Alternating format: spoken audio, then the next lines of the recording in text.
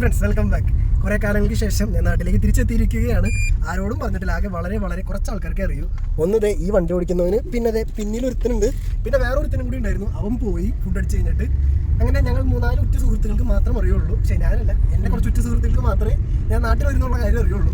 ഞങ്ങൾ വന്നു, ഉദ്ദേശിച്ച് വേറെ പല പല പരിപാടികളായിരുന്നു, ഒക്കെ ചീറ്റിപ്പോയി. അവസാനം ഞങ്ങൾ ഏത് സ്ഥലത്താണ് ബിരിയാണി കഴിക്കാൻ പോയേ?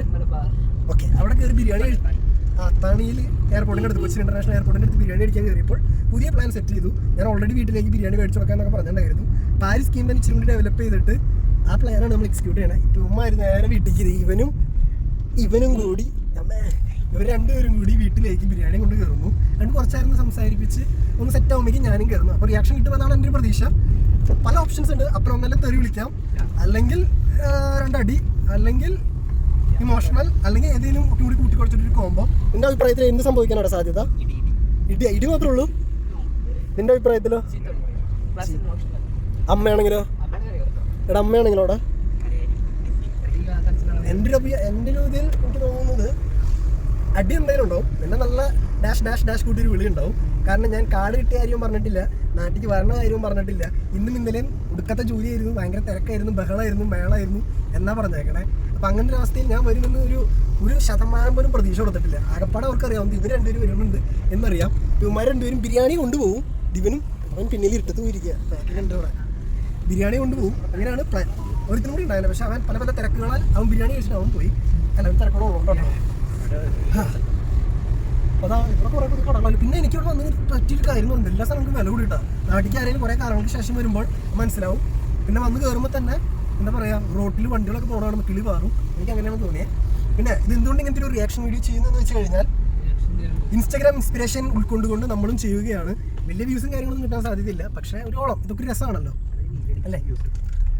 അല്ല, എന്തെങ്കിലും പറയും വീഡിയോക്ക് വേണ്ടി. നിന്റെ നീയും നിങ്ങൾ രണ്ടുപേരും ക്യാമറമാന്മാര്. എടാ നാച്ചുറാലിറ്റി എടാ നിരഞ്ജ കൊള എടാ പ്ലാൻ ഞാൻ പറഞ്ഞു കൂടി കേട്ടോ. പ്ലാൻ അതായത് നീയും നീയും വീട്ടിലേക്ക് കയറുന്നു. ഞാൻ വീട് എത്തുന്നതിന് മുൻപേ പുറത്താ മതിലിന്റെ തുടക്കത്തിലേ ഞാൻ ഇറങ്ങും. എന്നിട്ട് ഞാൻ അവിടെ നിൽക്കും, പയ്യെ നടന്നു വരും. നിങ്ങൾ ഓൾറെഡി 15 മിനിറ്റ് ഞാൻ വിളിച്ചു പറഞ്ഞിട്ടുണ്ടല്ലോ ജോലി സ്ഥലത്ത് നിന്ന്. അപ്പൊ നിങ്ങൾ കയറി ഒന്ന് ഇരിക്കുമ്പോഴേക്കും ഞാൻ കയറി വരുന്നു. എടാ നിങ്ങൾ കയറുമ്പോഴേ വീഡിയോ എടുത്തിട്ട് കയറുന്നു. അപ്പൊ അവരോട് പറഞ്ഞാൽ മതി, ഫോൺ വീഡിയോ ചോദിച്ചിട്ടാണെന്ന് പറഞ്ഞാൽ മതി. ചോദിക്കുകയാണെങ്കിൽ അല്ലെങ്കിൽ വീഡിയോ എടുത്തോ, ഫോൺ നേരെ പിടിച്ചിട്ട് അല്ലെങ്കിൽ കറക്റ്റ് പിടിച്ചിട്ട് എങ്ങനെയാണെന്ന് ഇഷ്ടം പോലെ രണ്ടുപേരും എടുത്തോ. അത് കഴിഞ്ഞ് കുഴപ്പമുള്ള ചർച്ച മതി. എടാ അത് കഴിഞ്ഞിട്ട് ഒരുത്തം പുറത്തേക്ക് വരണം. ഒരുത്തം പുറത്തേക്ക് വന്നിട്ട് വീഡിയോ എടുത്തിട്ട് കയറാം. കാരണം ഞാൻ ഫോൺ കൊണ്ട് കയറി കഴിഞ്ഞാൽ ചിലപ്പോൾ ഒന്ന് അടിക്കുമ്പോൾ അങ്ങനെ തെറിച്ചു പോയാലോ, ഞാൻ മുറുക്കി പിടിക്കുന്നതിന്റെ പേര് നല്ല ആംഗിൾ കിട്ടാൻ സാധ്യതയില്ല. അതുകൊണ്ട് നമുക്ക് 2-3 ക്യാമറ വർക്ക് ചെയ്തോട്ടെ. അത് 3 കൂടി ഞാൻ ക്രോപ്പ് ചെയ്ത് എങ്ങനെയാണ് കയറ്റാം. പ്ലാൻ മനസ്സിലായില്ലേ? Simple plan. മന്തി മേടിച്ചത് അവിടെ കവറിൽ അവൻ്റെ അടുത്തിരിപ്പുണ്ട്. അപ്പനും അമ്മയും അങ്ങനെ അധികം കഴിക്കാറില്ല പുറത്തുനിന്ന് മേടിച്ചിട്ട്. വീട്ടിൽ ഫുഡ് തന്നെയാണ് കൂടുതൽ ഞങ്ങൾ പ്രിഫർ ചെയ്യാറ്. ഓർഗാനിക് ഫാമിംഗ് കാര്യങ്ങളൊക്കെ ഉണ്ട്. അങ്ങനെ വലിയ കുറച്ച് പച്ചക്കറി ഇരിപ്പുണ്ട് വീട്ടിൽ. അപ്പോൾ അത് കഴിക്കലാണ് ഞങ്ങളുടെ ശീലം. ഞങ്ങളല്ല, അവരുടെ ശീലം. ഞാനിപ്പോൾ കഴിച്ചിട്ട് കുറേ നാളായിരുന്നു. ഇപ്പോൾ നാട്ടിൽ പിടിച്ചാൽ ഞാൻ തന്നെയാണ് കഴിക്കാൻ സൂപ്പർ സംഭവം കഴിക്കും. അതാണ് എൻ്റെ ഒരു പ്രതീക്ഷ. അപ്പോൾ ഇന്നിപ്പോൾ ഒരു അൽഫാം മേടിച്ച് അവർ കഴിക്കുന്നു. അൽഫാമല്ലേ? അൽഫാമിന് ഭയങ്കര വിലയായിട്ട്. ഞാൻ പോയ സമയത്ത് നല്ല വില വരുന്നു. ഇപ്പോൾ എത്രയാണ് ഒരു അൽഫാമിന്? ഇത്രയും വിലയൊക്കെ കേൾക്കും. ഞാൻ പോയ സമയത്ത് എന്തൊരു പറയാമായിരുന്നു. ഇതൊക്കെ കൊണ്ട് നമ്മൾ അങ്ങ് ചെയ്യുന്നു. എന്താവും അറിയില്ല. പിന്നെ അത് എൻ്റെ നാട്ടിലേക്ക് എത്തിക്കൊണ്ടിരിക്കുകയാണ്. ഒരു 10 മിനിറ്റും കൂടി കഴിഞ്ഞാൽ വീടെത്തും. ഇവിടെ വീടെത്തണ കാര്യം നിർത്തണേ, അല്ല ആകെ മൊത്തം കുളവും. അവിടെ പിന്നെ നാച്ചുറൽ ആയിരിക്കണേ. ചിരിച്ച് നാറ്റിക്കരുത്.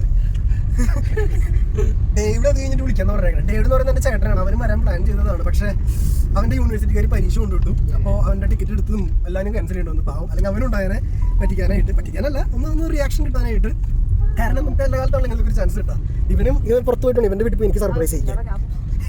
അപ്പോൾ അതാണ് കാര്യം. ഇനി വീടെത്തി മതിലിൻ്റെ അവിടെ എത്തിയിട്ട് ഞാൻ പിന്നെ വീഡിയോ ഓണാക്കാം. ഞാൻ വീടൊക്കെ കാണിച്ചു തരാം. അപ്പോൾ ശരി, നമുക്ക് അതുവരെ ബൈ. ഇതാണ് വീട്. അവൻ പുറത്ത് വരണം, അതാണ് എൻ്റെ സിഗ്നൽ. അവനെന്താ പുറത്ത് വരാത്ത? അവൻ പുറത്ത് വരും എന്നാണ് പറഞ്ഞത്.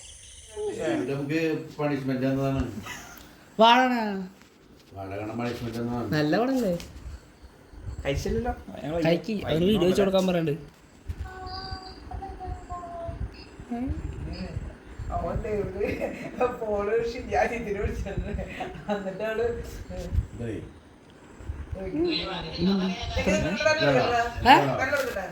വേണ്ട ഞങ്ങൾ കഴിച്ചു ഞങ്ങൾ കഴിച്ചിട്ട് ഞങ്ങൾ അവിടെ തന്നെ എടുത്തു. അതാ കുറച്ച് അവനാദ്യം പറഞ്ഞ ബിരിയാണി അങ്ങനെ, പിന്നെ ബിരിയാണി അവിടെ ഉണ്ടായില്ല. അപ്പൊ മന്തി, അപ്പൊ നിങ്ങൾ കഴിച്ചിട്ടില്ലെന്ന് പറഞ്ഞു. അപ്പൊ മന്തി എടുക്കി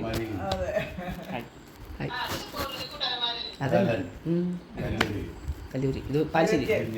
പാൽശ്ശേരി അന്നാനടാ. ഞാൻ അമ്മേനെ വിളിച്ചിട്ടോ.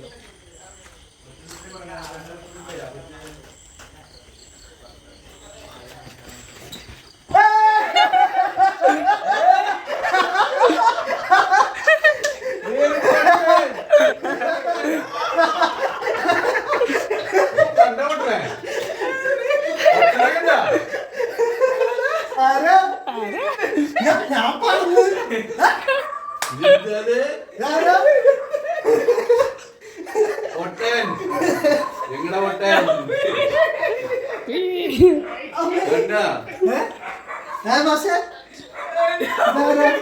അയ്യോ അമ്മച്ചി വിളിച്ചിട്ട് അമ്മച്ചോ ഓ എനിക്കറിയ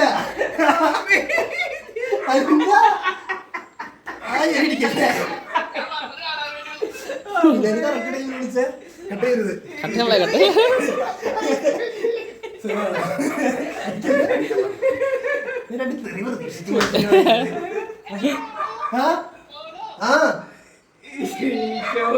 വിളിക്കാം. ലഗേജ് പോയി, ലഗേജ് വേറെ വഴി പോയി.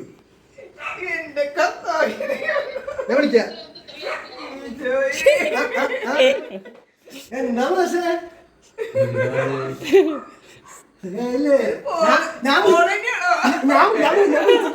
രാത്രി കാണാന്ന് പറഞ്ഞില്ലേ? അതല്ലേ പറഞ്ഞു ഇതിനാണ് സർപ്രൈസ് എന്ന് പറയുന്നത്. നമ്മള് ഒന്നും പറയരുത്, ഒരു ക്ലൂ പോലും തരരുത്. ഇന്നലെ തൊട്ട് ഫ്ലൈറ്റിലാണ് ഞാൻ ഹോസ്പിറ്റലൊന്നും പോയിട്ടില്ല. ഇൻഷുറൻസ് ഒക്കെ വെറുതെ വരുന്നല്ലേ. ഇന്നലെ ഷാർജയിലിരിക്കും മേടിച്ചേ. ഞാൻ ഓഗസ്റ്റ് കാർഡ് കിട്ടിയാ അവിടെ ഞാൻ വരും.